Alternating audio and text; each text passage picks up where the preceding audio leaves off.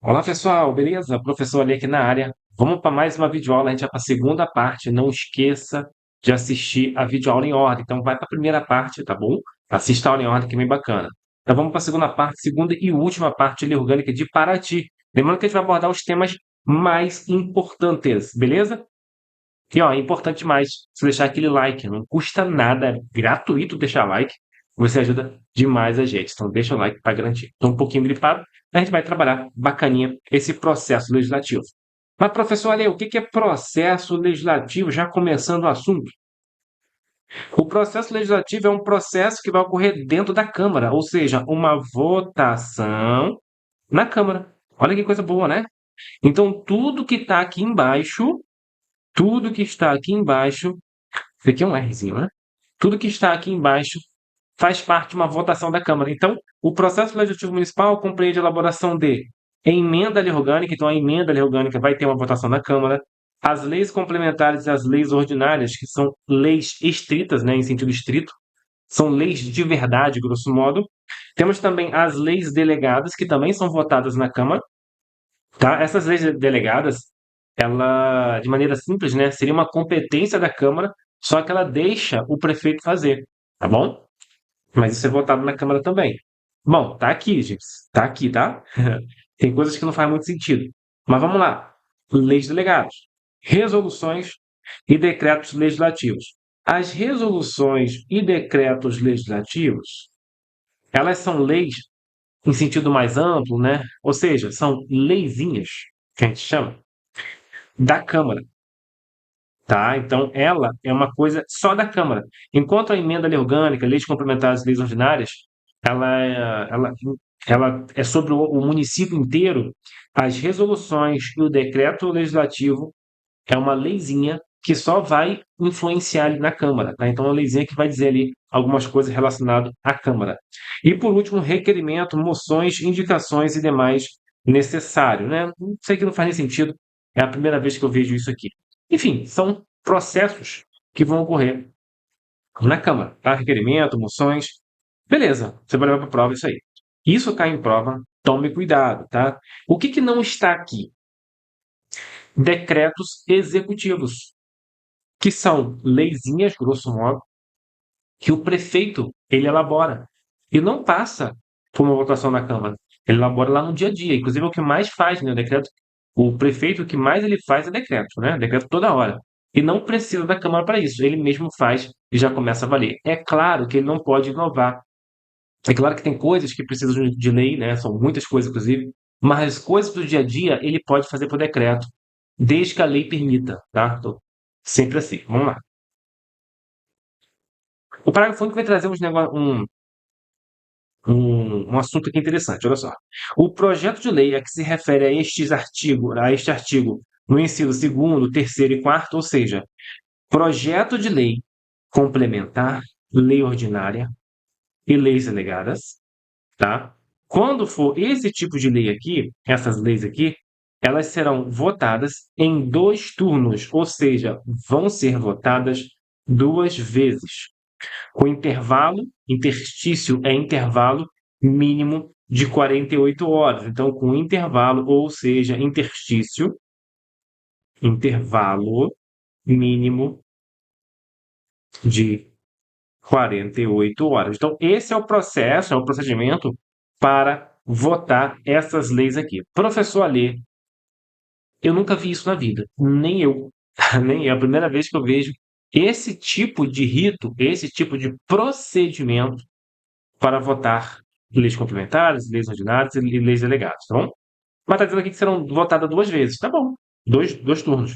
Com interstício, ou seja, com intervalo mínimo de 48 horas entre uma vez e outra, tá bom? Beleza. Show? Então, esse aqui são esses tipos de leis. Não confundir com a votação da emenda à lei orgânica, que hoje eu vou falar. Aqui, antes da gente falar da votação da emenda à lei orgânica, vamos saber primeiro quem pode fazer a proposta. Que proposta, professor?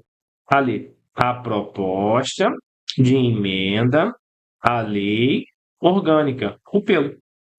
Maneiro, né? Ou seja, quem é que pode propor uma alteração na lei orgânica, revogar alguma coisa, acrescentar alguma coisa, quem é que pode propor? Será que eu, você podemos? Não. Quem que pode propor? Um terço, no mínimo, dos membros da Câmara, ou seja, dos vereadores. Então, eu tenho um terço dos vereadores. Então, professor Alê, os vereadores têm que juntar eles e juntos, né, tem que ter um terço no mínimo, que é menos da metade, né? Juntos ali, eles fazem uma proposta para a Câmara votar. Isso. Além disso, o prefeito também. Então perceba que o prefeito sozinho, ele pode propor uma emenda à lei orgânica. Ele pode propor uma alteração na lei orgânica. E aí ele vai propor para quem? Para a Câmara. E a Câmara vai votar. Certo, professor Leandro? Como que é essa votação? Essa votação é difícil, tá? É difícil. Olha como é feita. A proposta de emenda à lei orgânica será votada em 2 turnos. Professor Alê, muito parecido com o que a gente viu para a lei complementar, a lei ordinária e a lei delegada. Exatamente, a mesma coisa, 2 vezes. Só que tome cuidado. Aqui, o interstício mínimo é de 10 dias. Ou seja, o intervalo de um turno e outro é de 10 dias, no mínimo. No mínimo. Votou agora? Votou. Espera no mínimo 10 dias. Ah, pode ser 11, 12, 13, 14. Para cima pode. Que não pode ser 6, 7, 8. Tem que ser no mínimo 10. Tem que esperar no mínimo 10 dias para votar de novo. Show. E será aprovada por 2 terços dos membros da Câmara, ou seja, dos vereadores. Então, é uma votação difícil, muito difícil. 2 terços é mais que a metade, se eu sair da frente aqui. 2 terços é mais que a metade, tá bom?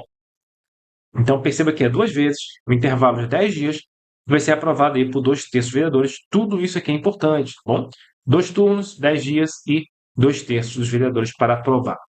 Beleza, aprovou a emenda, ou seja, vai alterar alguma coisa na lei orgânica. Show! Quem é que vai promulgar, ou seja, fazer valer isso aí, né? É publicar, vamos dizer assim. Que a gente chama de promulgar, né? A promulgação ocorre para a publicação, né? Ou seja, começa a valer quando publica. Então eles caminham de mãos dadas, vamos dizer assim. A emenda à lei orgânica será promulgada, ou seja, vai começar a valer por iniciativa da mesa da Câmara. Quase que cai aqui. Mesa da Câmara. Ué, professor, não é o prefeito que promulga as leis? Exato, é o prefeito que promulga as leis. Entretanto, a emenda à lei orgânica, quem promulga é a mesa da Câmara, que é aquele grupo de vereadores responsáveis pela administração da Câmara. Show de bola. Então nem vai para o prefeito, professor Lê. Nem vai, o prefeito não está nem aí. Nem vai, não vai receber nada. O prefeito pode só iniciar, né? Com uma proposta. Mas ele, no final das contas, ele não decide nada. Ao contrário das leis, que ele pode vetar, né? Pode sancionar.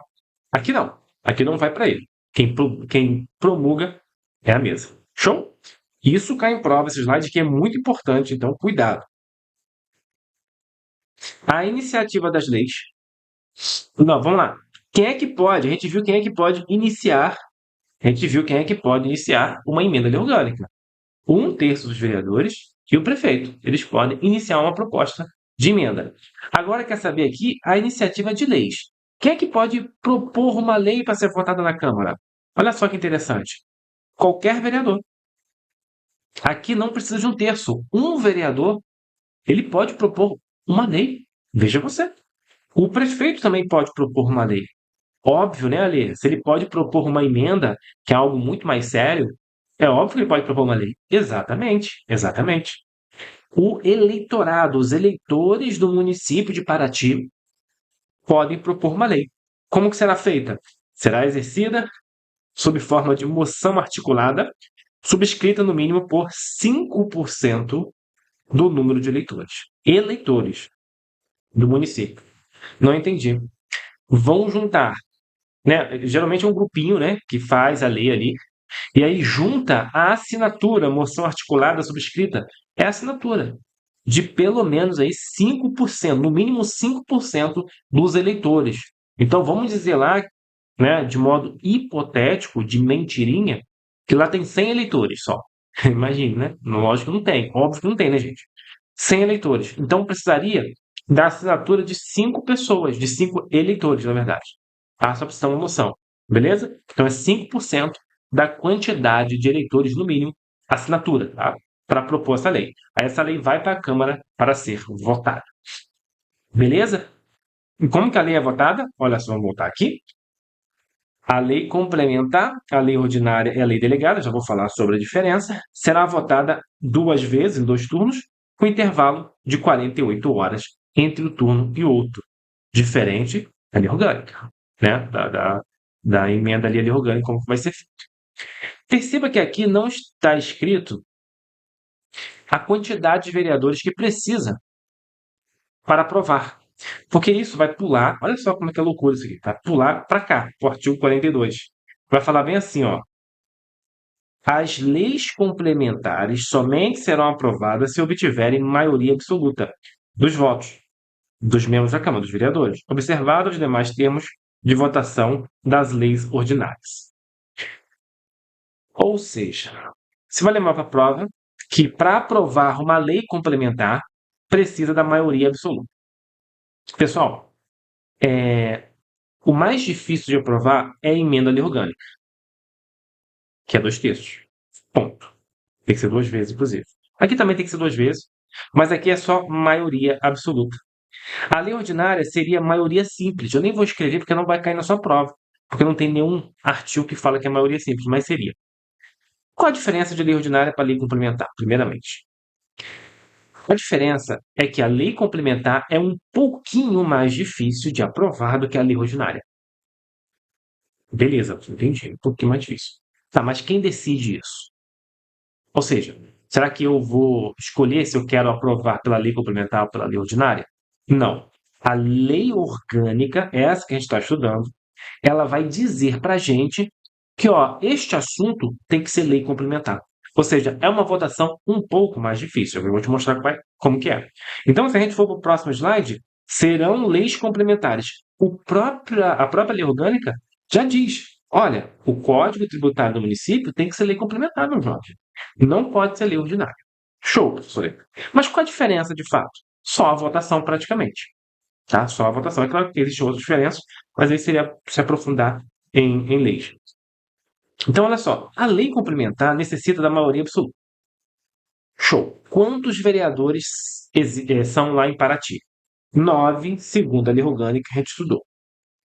Quanto é a metade de 9? 4,5. A gente arredonda para cima, a metade é 5, né? A maioria seria 5, né? Porque eu teria 5 de um lado e 4 do outro. Então a maioria seria 5, né? A maioria dos vereadores seria 5. Show. Esta aqui, 5, é a maioria absoluta. A maioria absoluta é metade da quantidade dos vereadores, 9. Mais um, que é arredondando daria 5. Show? Metade da quantidade. Show. Vai aprovar uma lei complementar? Eu preciso de 5 votos a favor, certo? Certo, né? Que é a maioria. Certo. Que é a maioria, né? Relacionado à quantidade. Agora eu quero saber o seguinte: vieram só 7 vereadores. Quantos votos eu preciso para aprovar? 5. Continua sendo 5. Vieram 6. Continua sendo 5. Vieram 5 vereadores. Eu preciso de que todos votem a favor para aprovar. Senão, não aprova. Então, não importa a quantidade de vereadores que vieram na sessão. Não importa para mim. É sim. Eu vou levar em consideração a metade da quantidade de vereadores que existem ali no município. Tá bom? Sempre. Ou seja, sempre 5. Por quê? Porque para votar uma lei ordinária, eu não quero saber se são 9 vereadores, eu não quero saber a quantidade. Eu quero saber quem está presente. É diferente, viu? Então, para aprovar uma lei ordinária, vieram 7 vereadores só. Faltaram 2. Só vieram 7. Eu preciso da metade, tá? Da maioria relacionada a 7, né? Ou seja, metade 7, 3,5. Arredondando 4. Então, com 4 votos a favor e 3 contra, óbvio, né? Se tiver 5, 6, é óbvio que vai ser aprovado. Mas no mínimo aí 4 votos a favor e vão ter 3 contras, óbvio, né? ou então vai ter abster, né, não vai votar, 4 votos a favor, eu já aprovo uma lei ordinária. Porque vieram só 7 vereadores. Tá entendendo? Ah, professor Lei, entendi. A lei ordinária é a maioria dos presentes. Isso. A lei complementar é a maioria, que é a maioria absoluta, né? A maioria absoluta, que é para aprovar uma lei complementar, é a maioria em relação à quantidade de vereadores. Isso. Não importa quantos vereadores vieram. Exatamente. Entendeu? Essa é a diferença. Então, a lei complementar ela é mais difícil. Porque nessa situação, se vieram 7 vereadores, eu continuo precisando de 5 votos para aprovar uma lei complementar. Show? Qualquer coisa, você volta um pouquinho e vamos que vamos. Então, a própria lei orgânica, ela nos diz o que será a lei complementar. O Código Tributário do município, o Código de Obras, o Plano Diretor de Desenvolvimento Integrado. Esse plano diretor é um plano de desenvolvimento urbano, como que a zona urbana vai se desenvolver. O Código de Posturas também. A lei instituidora do regime jurídico único. Isso aqui, pessoal, é o estatuto que a gente vai estudar mais à frente, tá? Estatuto. Beleza? É o Estatuto dos Servidores. A lei que cria cargo, funções e emprego público. Então, se vier uma lei criando um cargo público, essa lei necessariamente vai ser uma lei complementar e isso cai em prova. Então, vai seguir aquele rito da maioria absoluta. Bom, vamos falar agora do prefeito e do vice, assunto que despenca em prova também. O poder executivo municipal é exercido pelo prefeito, isso é óbvio, tá? Auxiliado por quem? Pelos secretários municipais ou diretores equivalentes, caso não haja um secretário. De repente tem um secretário de obras, mas de repente não tem um secretário de obras. Mas existe uma secretaria de obras.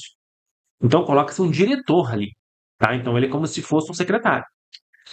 Perceba que não existe a figura do vice-prefeito como auxiliar do prefeito. Porque o vice-prefeito não é auxiliar do prefeito. O vice-prefeito é uma outra situação. Ele tem a atribuição dele e ele vai substituir o prefeito. Tá? Os auxiliares do prefeito são os secretários. Tá? Ou quando não tem secretários, os diretores. Parágrafo único. Aplica-se a elegibilidade para prefeito e vice-prefeito.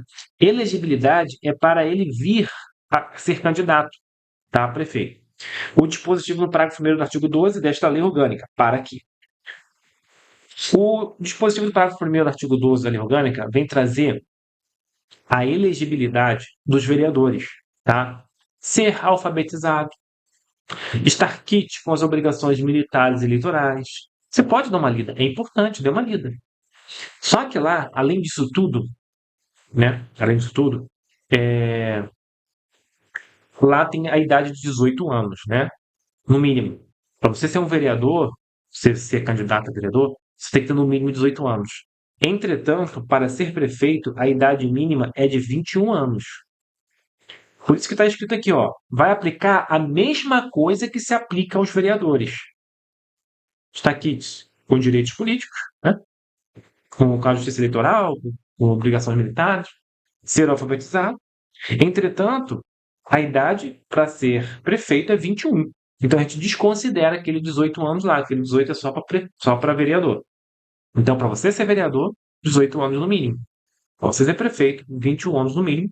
Isso está em prova, tá bom? As outras coisas é padrão para todo mundo, ser alfabetizado e tudo mais. O prefeito e o vice vão tomar posse no dia 1º de janeiro, a gente já sabe disso, no ano subsequente, aqui, de dar um espaço, né? A eleição, em sessão da Câmara, prestando o compromisso de manter. Aqui tem um compromisso, pessoal. Como esse slide vai ficar com vocês, que eu vou deixar disponível para download para vocês, lá no meu Instagram, então você vai lá no meu Instagram, você dá uma lida nesse compromisso que já caiu uma vez de prova. É difícil, mas pode acontecer de cair, tá? É uma bobeira, mas pode acontecer. Agora, o prefeito vai tomar posse dia 1º de janeiro. Quem vai dar posse ao prefeito são os vereadores, tá? Prefeito e vice. Agora, olha que interessante, isso aqui despenca em prova. Decorrido o prazo de 10 dias da data fixada para a posse, o prefeito ou vice, salvo motivo de força maior, não tiver assumido o cargo, este será declarado vago. Então, o prefeito, se ele não tomar posse dia 1º de janeiro, ele tem 10 dias para tomar posse. Show? Cuidado. Cuidado por quê? Olha só. Vou te mostrar por que tem que tomar cuidado. Vou voltar aqui rapidinho pro negócio aqui, ó. Ó, o vereador é diferente. O vereador, ele é o quê? 15 dias. Se o vereador não tomar posse na sessão prevista lá no dia 1º de janeiro, deverá fazer no prazo de 15 dias do início do funcionamento da Câmara. Tá? Então, o vereador, 15 dias ele toma posse. Ele tem para tomar posse, do início do funcionamento. Já o prefeito, eu estou focando nisso porque isso cai em prova, isso despenca em prova. Já o prefeito, 10 dias. Então, decorrido 10 dias para a data fixada para a posse, 1º de janeiro, o prefeito tem que tomar posse. É claro, ele está doente, professor ali. É óbvio, aí nesse caso não há problema, tá bom? Vamos continuar? Uma coisa bem interessante é o artigo 57. E o 58 vem complementar. Em caso de impedimento do prefeito, quem assume é o vice, a gente sabe. Agora, em caso de impedimento do prefeito e do vice, ou vacância do cargo, né? Ou seja, o prefeito foi impedido, cassado, o vice também. Então ficou vago. Ou então vacância, ou seja, os dois morreram, por exemplo. O cargo também vai ficar vago. Vai assumir a administração municipal o presidente da Câmara. É isso mesmo. É o presidente da Câmara que vai se tornar o novo prefeito. Bacana, né? Show. O parágrafo único caiu em prova recente, 2024. Eu achei covardia, né? Eu achei covardia. Mas caiu. FGV, tá? Eu estava pesquisando questões da FGV e encontrei uma recentíssima, 2024. O presidente da Câmara não pode se recusar, tá? Porque se ele recusar, por qualquer motivo, a assumir o cargo de prefeito, ele vai renunciar à presidência da Câmara, tá? E e vai ser eleito um novo presidente da Câmara. E esse novo presidente da Câmara já vai direto para a prefeitura. Ou seja, se o presidente da Câmara não assumir a prefeitura, nos casos que não tem prefeito nem vice, ele vai renunciar, ele vai cair, ele não vai ser mais presidente da Câmara. Aí vai eleger outro presidente da Câmara, e aí esse presidente da Câmara, quando for eleito, já corre para a prefeitura para ser o novo prefeito. Vocês entenderam, pessoal? Espero que sim. Qualquer coisa você volta um pouco, beleza? Eu repeti 2 vezes aqui. Bom, esta é a regra. O presidente da Câmara vai ser o novo prefeito. Só que tem que tomar cuidado com esse artigo 58, olha só. Verificando a vaga, né, do cargo de prefeito e inexistindo vice, não tem vice, vai observar o seguinte: se tiver a vaga nos 3 primeiros anos, vai ter eleição em 90 dias. Então, o que acontece? O presidente da Câmara vai ficar lá por enquanto, e aí vai ocorrer a eleição, se ocorrer a vaga nesses 3 primeiros anos. Agora, se ocorrer a vaga ali do prefeito e não tem vice também, no último ano, que é aqui embaixo, vai assumir o presidente da Câmara. Bom, este ano é o último ano dos mandatos de todos os prefeitos e vereadores, né? Então, se houver este ano a cassação do prefeito do vice atual, ou então faleceu alguma coisa, quem vai assumir é o presidente da Câmara, não vai ter votação, tá bom? Ele assume até o final do ano. Show? E aí nós iremos eleger agora, em outubro, né, novos representantes, e aí eles vão assumir no ano que vem, em 2025, por exemplo. Então veja que existe essa diferença. Vacância nos 3 primeiros anos, eleição em 90 dias. No último ano, assume o presidente da Câmara, se houver essa vacância. Outra coisa que despenca em prova, que a gente já viu, né? A gente já viu lá, compete privativamente à Câmara autorizar o prefeito a se ausentar do município quando a ausência exceder 15 dias. A gente não viu isso? Olha o que está escrito aqui. O prefeito e o vice, quando no exercício do mandato do cargo, não pode, sem licença da Câmara, se ausentar do município período superior a 15 dias, sob pena de perda de cargo ou mandato. Ou seja, se o prefeito ou vice for se ausentar do município por mais de 15 dias, ele vai perder o cargo, ele vai precisar de uma licença da Câmara, tá? Então ele vai precisar. Professor, é 10 dias, aí não tem problema. O problema todo é quando passa de 15 dias, que ele precisa dessa licença da Câmara. Ou autorização, aqui fala licença, né? Lá fala autorização, que é a mesma coisa no final das contas. Vamos continuar? Artigo 63, pessoal, vem falar do compete ao prefeito, né? O que o prefeito faz? Bom, a gente vai fazer uma leitura aqui. Eu trouxe os mais importantes, mas é bom você dar sempre uma lida no artigo 63, porque ele cai em prova. O que mais cai em prova é a competência do município, tá? E a competência comum, privativa do município comum. O segundo lugar seria a competência da Câmara privativa e a competência da Câmara com a sanção do prefeito, que tem a ver muito com leite, né? E agora, por último, cai também a competência do prefeito. São coisas meio óbvias, olha só. Iniciativa das leis. É óbvio que ele pode iniciar uma lei. A gente sabe disso. Ele pode propor uma lei. Pode. Sancionar, que é dar o ok.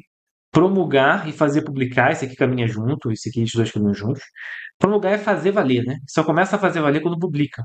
As leis aprovadas pela Câmara. Sim, exatamente. As leis, quem sanciona, promulga e publica é o prefeito. É claro que ele pode sancionar, ele pode vetar também, né? E expedir regulamentos para sua fiel execução. São os decretos executivos que ele expede. Vetar no todo ou em parte o projeto de lei aprovado pela Câmara. A Câmara aprovou um projeto de lei, manda para o prefeito, tá? E o prefeito ele pode vetar, ou ele veta algumas coisas na lei, ou ele veta a lei toda. É o prefeito que vai decretar, nos termos da lei, a desapropriação por necessidade ou utilidade pública ou por interesse social. Então é o prefeito que vai pegar o seu terreno, por exemplo, desapropriar você.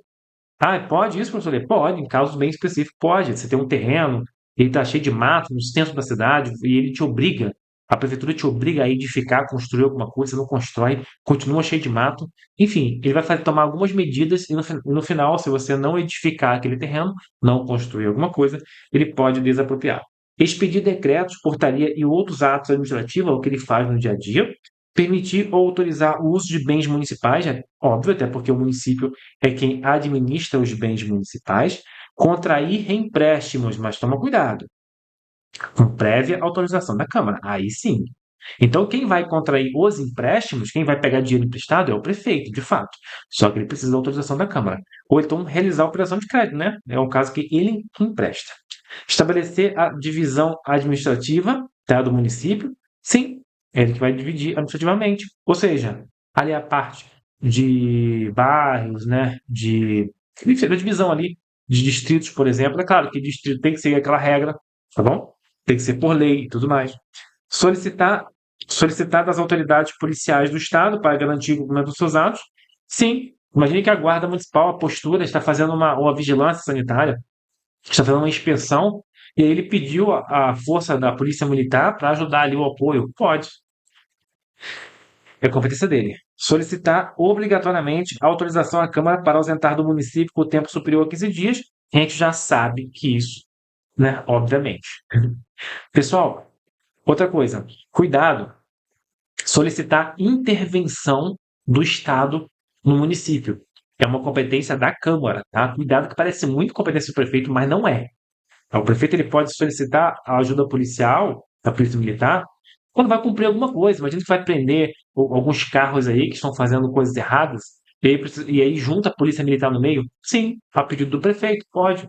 Tá? Então toma cuidado com essas coisinhas. Vamos continuar. Bom, a gente está quase terminando. São crimes de responsabilidade do prefeito, o previsto em lei federal. A gente precisa saber quais são os crimes, tá? Especificamente, mas sabe aqui, ó, crimes de responsabilidade. Essa palavra crime aqui, ela é muito forte, tá bom? Muito forte, é crime. Crime é o que está tipificado no Código Penal, né? É crime.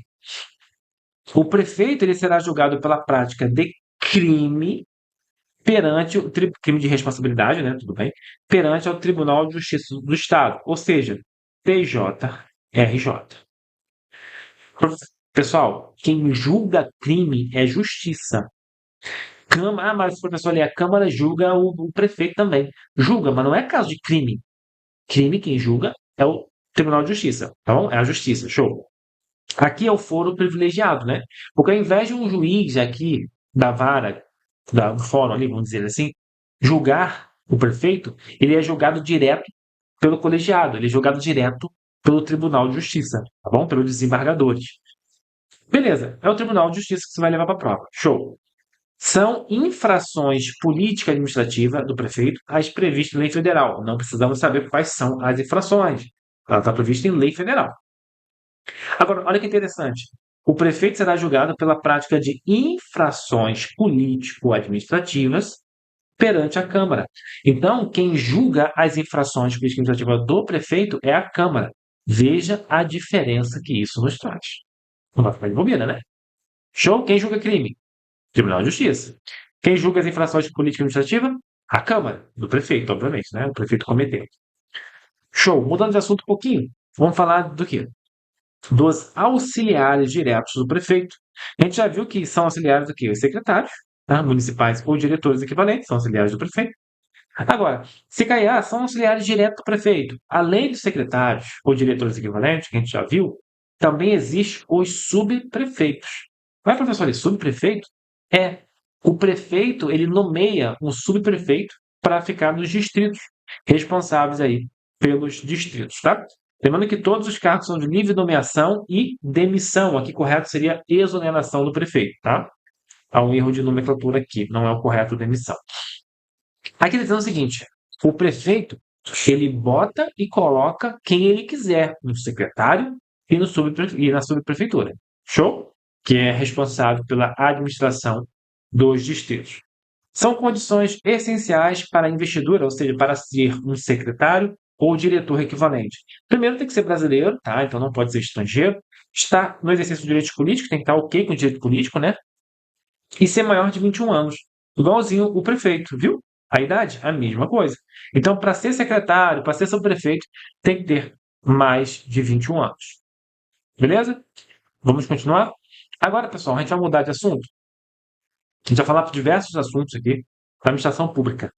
Tudo que eu disser cai em prova. O artigo 78 é bom você dar uma lida, porque de vez em quando aparece alguma coisa ali. Eu trouxe o que mais aparece em prova. Vamos lá? Olha só que interessante o artigo 78. A administração pública direta. A administração pública direta é o próprio município, tá? É o município. E a indireta são entidades que o município cria para auxiliá-la. Show? Quais são essas entidades? Autarquia, fundação pública, sociedade de economia mista e empresa pública. Beleza? Elas vão obedecer aos princípios, né? São princípios, são coisas que o município e a administração pública indireta têm que obedecer, que é o princípio da legalidade, impessoalidade, moralidade e publicidade. Para você que estuda direito constitucional ou direito administrativo, deve estar sentindo falta de um, né? Sim, não tem essezinho aí que está faltando, tá bom? Óbvio, né? Então, pessoal, é o LIMP, né? É o legalidade, impessoalidade, moralidade e publicidade. Legalidade é o quê? Quer dizer que o município tem que sempre seguir as leis. Impessoalidade, ser impessoal, né? Ou seja, não contratar um amiguinho, a empresa do amiguinho, faz uma licitação, faz o concurso.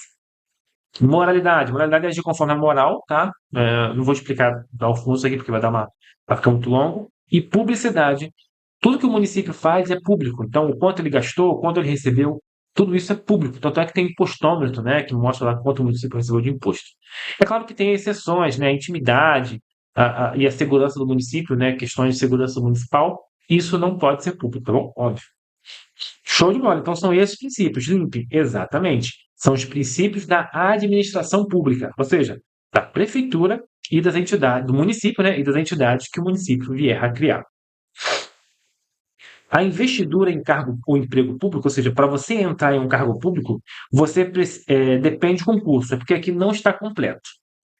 Sim, a lei orgânica está cheia de erros aqui, de bobo, né? Porque deveria estar escrito aqui: a investidura em cargo público depende de concursos, e aí ia falar de provas ou provas de títulos. Mas tá aqui bonitinho, né? Desse jeito, vamos fazer a leitura.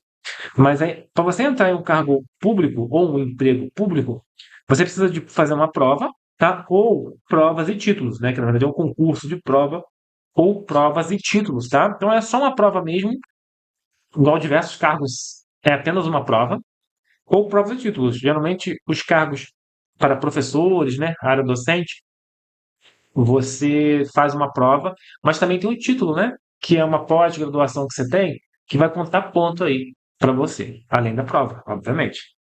É claro, ressalvadas as nomeações para cargo em comissão, declarado em lei de livre nomeação e exoneração. Os cargos comissionados são os cargos de chefia. Esses cargos eles não são de concurso. Ele é escolhido pelo prefeito, tá? E o prefeito escolhe. Então, certamente, o seu chefe, quando você toma posse, muito provável que o seu chefe seja um cargo comissionado, tá bom? O prazo de validade do concurso público será de até 2 anos, tá, pessoal? Então, até 2 anos. Cuidado. Professor Ale, eu vi no edital 2 anos. Sim. Por que está no edital 2 anos? Porque a comissão que elaborou o concurso, ele olhou a lei orgânica e viu, opa, a validade do concurso, que é o tempo que tem para chamar os aprovados dentro do número de vagas, tá? É de 2 anos. Assim que é homologado o concurso, apesar de não estar escrito aqui. Homologado é o quê? É depois que terminar o processo do concurso. E aí o prefeito dá o ok. Esse ok é a homologação. Então, até 2 anos. Então, poderia ter um concurso de 1 ano? Poderia, poderia. Ninguém faz, mas poderia, tá? Quer dizer, a maioria faz 2 anos, tá? Prorrogável uma vez por igual período. Então, se o concurso ele pode ser prorrogado uma vez só por igual período. Esse prorrogável, pessoal, isso aqui não é obrigatório. O prefeito ele pode ou não prorrogar. Geralmente prorroga, mas tem casos que também não prorroga, tá bom? Mas se prorrogar, vai ser por igual período. Ou seja, o concurso é de 2 anos. Se prorrogar, prorroga por mais quanto? 2 anos. Ah, o concurso é de 1 ano só. Que é raro, né? Mas tem. 1 ano só? É, vai prorrogar. O prefeito decidiu prorrogar. Vai prorrogar por mais dois? Não, prorroga por mais um. É prorrogável por igual período. Show? Os vencimentos dos cargos do Poder Legislativo não poderão ser superiores aos pagos pelo Poder Executivo.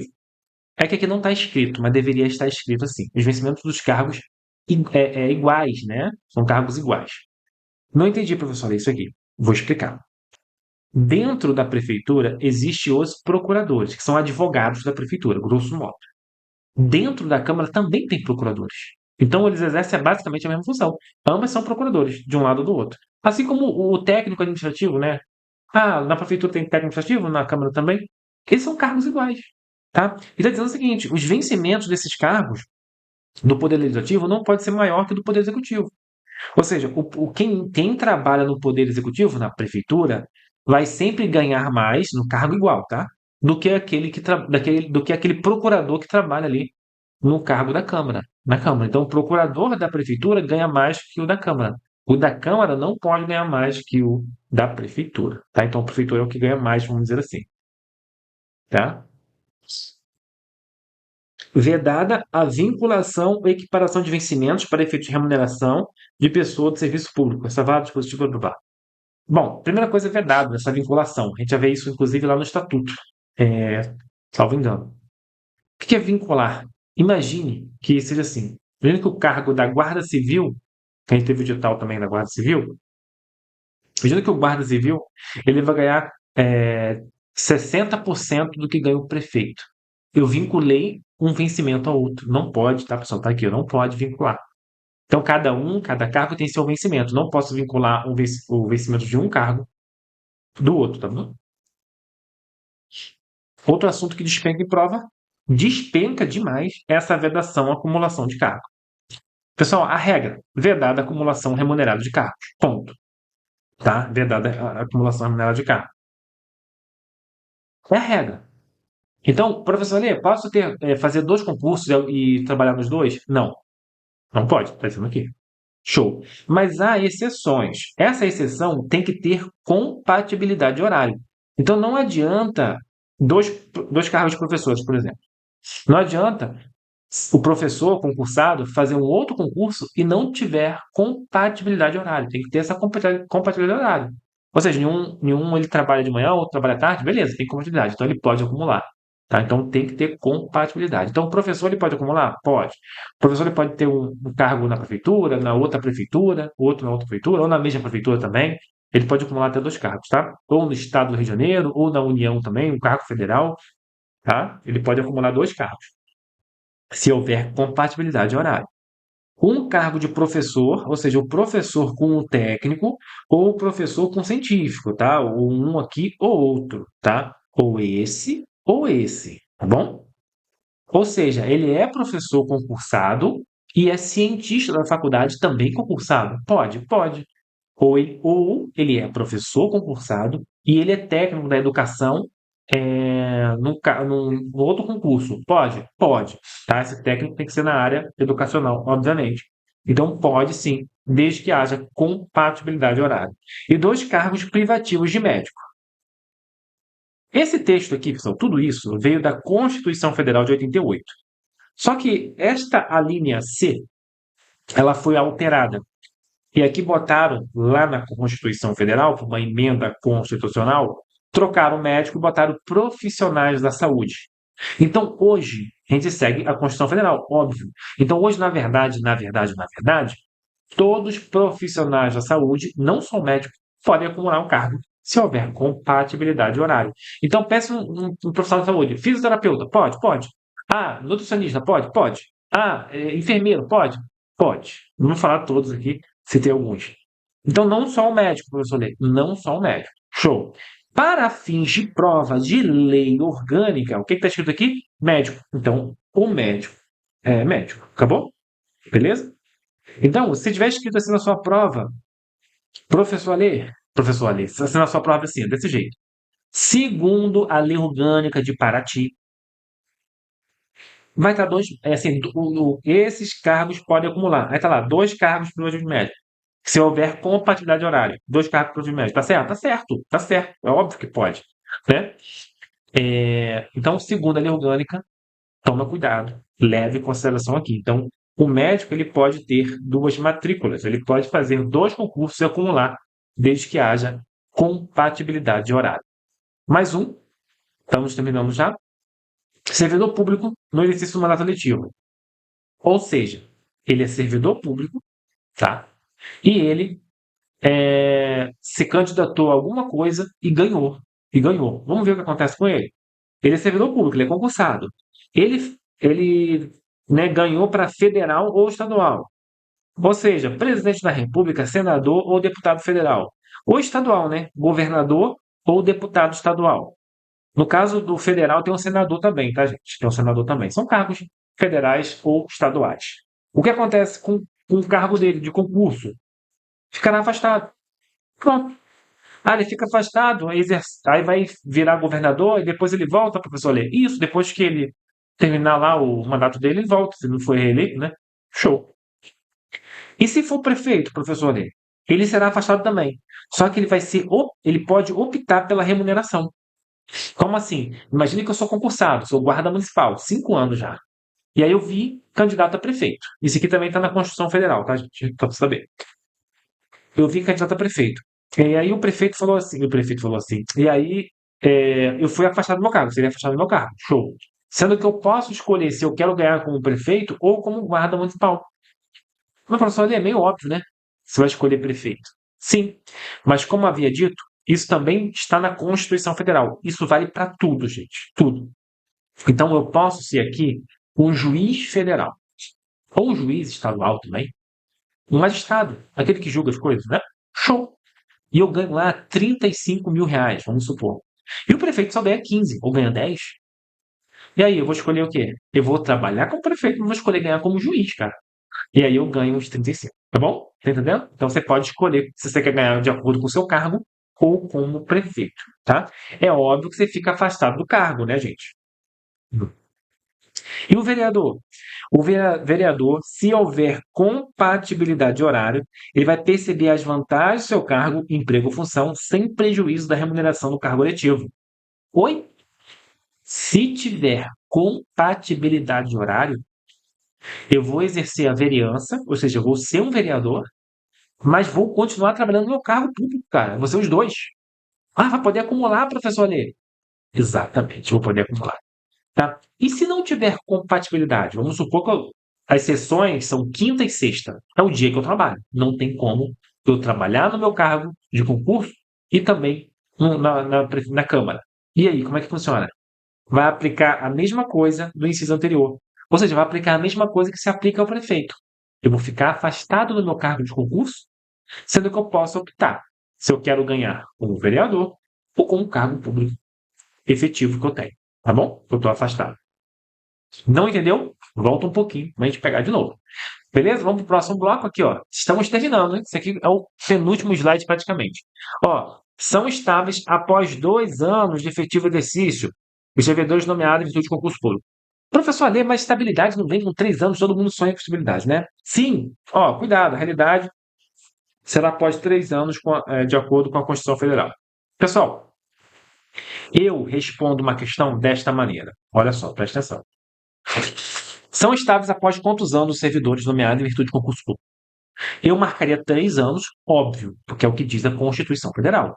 E a realidade será 3 anos. Então, você que vai entrar, 3 anos. Pronto, é 3 anos, acabou. Só em 3 anos você ganha estabilidade. Show de bola, entendi, professor.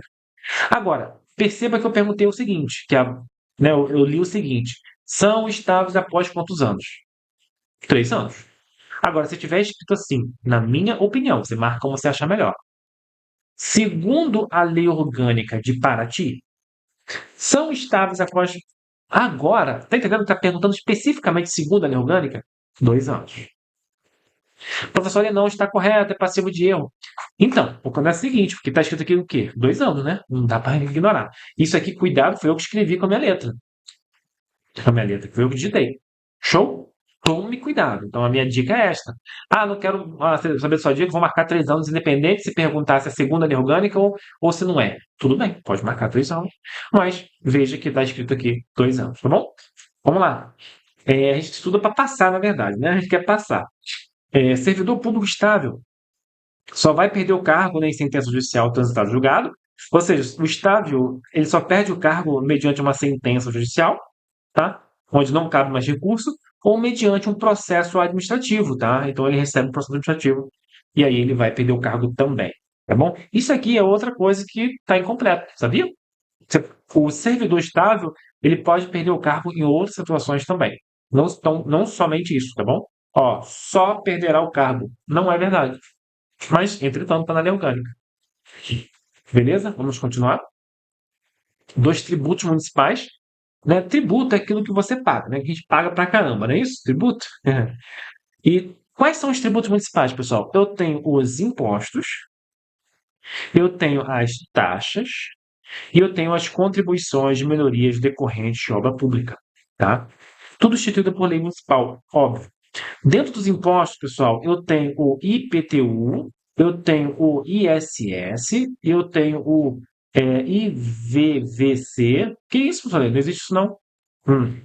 Eu tenho o ITBI, tá? Dentro das taxas, eu tenho inúmeras taxas. Quem está estudando para fiscal tributário vai ter que ler o Código Tributário Municipal. E lá você vai ver taxa disso, taxa daquilo, taxa de alvará, taxa blá blá blá, são várias taxas também. E as contribuições de melhorias decorrentes de obra pública, elas são cobradas na seguinte situação. Imagina que você tem um terreno, você comprou um terreno de 10 mil reais, e aí o prefeito foi lá, onde é o bairro ali, botou uma praça, botou asfalto, botou água, luz, botou um monte de coisa boa lá. O seu terreno valorizou. O seu terreno agora custa 40, 50 mil, cara. A prefeitura, ela pode dividir o custo da obra, da praça, do asfalto, com as pessoas que tiveram a valorização imobiliária, ou seja, tiveram a valorização do terreno, da casa, por exemplo. Tá? Então, o nome disso é contribuição de melhoria decorrente de obras públicas. Tá? Isso existe. Claro que não é tão cobrado, não é cobrado, na verdade, né? Quase a gente nunca vê, mas existe essa possibilidade. Mas, professor, ele não é justo. Exatamente, pode ser que não seja justo. Mas ele vai levar em consideração o quê? Que o seu terreno valorizou. Só pode cobrar se houver valorização. Então, se o seu terreno valia 10 mil que você comprou, agora você vai vender por 50 mil, porque agora tem uma praça perto, tem luz, tem tudo. E aí a prefeitura pode dividir o custo da obra com todos os donos de imóveis que tiveram um imóvel valorizado. Grosso modo é isso, tá? Show. Então, tudo isso, pessoal, é tributo. Então, o imposto é um tributo. As taxas são tributos, né? As contribuições de melhoria são tributos também. Então, tudo isso é tributo. Agora, dentro do imposto, eu tenho mais alguns tipos de impostos, que a gente vai ver agora. Olha só. É da competência do município instituir os seguintes impostos: imposto sobre propriedade predial e territorial urbana. Então, se você tem uma casa, se você tem um terreno na área urbana, você é obrigado a pagar isso aqui todos os anos, que é o IPTU. Imposto sobre a transmissão inter vivos a qualquer título de ato oneroso de bens imóveis por naturalização física e os direitos reais sobre imóveis, exceto de garantia, bem como a cessão de direitos à sua aquisição. Grosso modo, é um imposto que você paga quando você passa um bem imóvel para outra pessoa, viva, né? Obviamente. Porque poderia ser morta, pessoal, professor Lê. Poderia. Poderia ser um espólio, né? Ou seja, alguém faleceu e deixou. Esqueci, gente, um inventário, né? Que gera o inventário, esqueci. Esqueci. É inventário mesmo, como se fosse inventário, né? Deixou a casa ali para os herdeiros, tá bom? E aí, Nesse caso, você vai pagar um outro imposto, mas é um imposto estadual, que é ITCMD, tá bom? Tem nada a ver. Inclusive, a banca adora confundir ITCMD com ITBI. Aqui no ITBI, ninguém morreu, não, tá? E não é doação também, não. Tá bom? Aqui no ITBI, eu estou vendendo a minha casa para você. E aí, a gente é obrigado a pagar o ITBI, que é o Imposto sobre Transmissão de Bens Imóveis. Então, quando a gente transmite de um nome de uma pessoa para outra pessoa, uma casa, um terreno, a gente paga o imposto chamado ITBI, beleza? Temos também o IVVC, que é a venda a varejo de combustível líquidos e gasosos, né? Gasosos, GNV, né, por exemplo, líquidos de gasolina, exceto óleo diesel. Não pode ser óleo diesel. Então, poderia ser álcool, poderia ser gasolina, mas não pode ser óleo diesel. Esse VVC está aqui, mas ele não existe mais. Bom, ele só está aqui. Isso aqui veio lá na Constituição Federal. Então, tudo que está aqui está na Constituição Federal. Só que não existe mais esse VVC. Imagina, né? O combustível já é caro, a gasolina já é cara. Com esse imposto municipal vai ficar mais caro ainda, tá? Então não existe hoje o IVVC, tá bom? Mas para fins de prova está aqui. E por último, o ISS, né? O Imposto sobre Serviços de Qualquer Natureza. O ISS-QN também, as nomenclaturas não são tão importantes. Tanto faz ISS ou ISS-QN, que é Imposto sobre Serviços de Qualquer Natureza. Se você presta um serviço no município, né? Existem exceções, obviamente, mas de maneira geral, se você presta um serviço no município, você tem que pagar ISS. Tá? Você paga ISS. Então, por exemplo, os taxistas pagam ISS, a empresa que transporte de público, ônibus, né, paga ISS. Se você tem uma escola privada, você paga ISS, tá? Então, toda vez que você emite nota fiscal, vem lá o ISS para você pagar, tá bom? Então, é imposto sobre serviço de qualquer natureza. Beleza, então esses são os impostos. Beleza? São só esses mesmo.